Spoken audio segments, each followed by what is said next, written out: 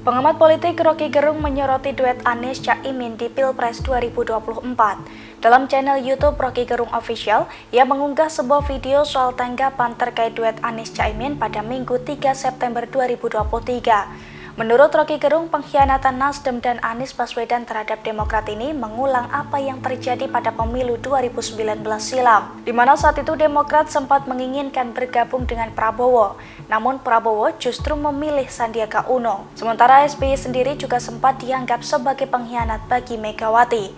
Oleh karena itu, Rocky Gerung melihat bahwa pengkhianatan Anies hanyalah kutukan bagi mereka yang pernah berkhianat. Jadi sangat sumir sebetulnya kita melihat politik yang didasarkan pada persaingan kuantitatif tuh. Tapi sekali lagi kita FNN tidak mengambil posisi untuk mendorong-dorong orang.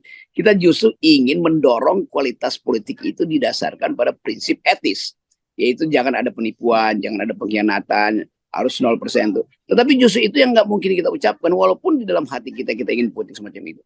Tapi jadi boleh anggap kita lagi berinvestasi tentang moral tuh.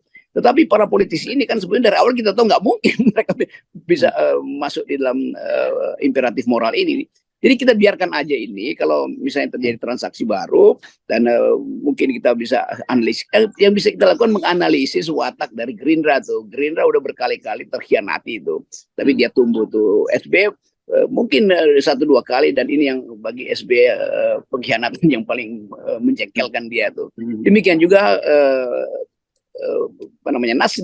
Nasdem berupaya untuk keluar dari jebakan-jebakan hukum, tetapi dengan cara yang juga menjengkelkan orang tuh, menganggap bahwa orang tadi menganggap bahwa Nasdem itu akan all out fight dengan Jokowi, ternyata dia terima juga proposal yang diajukan secara tidak langsung oleh Jokowi, yaitu Caimin tuh. Jadi sekali lagi poin-poin ini menunjukkan bahwa kita belum bisa membayangkan bahwa pemilu 2024 itu akan jujur dan adil. Dari awal itu sudah terjadi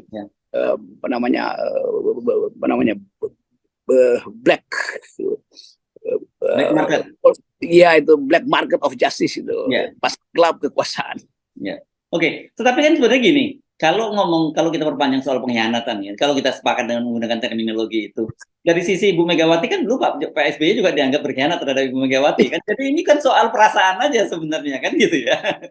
Ya itu juga orang ulang-ulang tuh, bahwa bukannya dulu Pak SBY juga mengatakan tidak akan maju, tapi kemudian Megawati tahu Pak SBY maju jadi presiden kan. Jadi ini kita bisa bilang ini balancing aja atau tukar tambah kejadian. Tetapi tukar tambah kejadian ini nggak boleh jadi pola sehingga terus-menerus tukar tambah kejadian kan.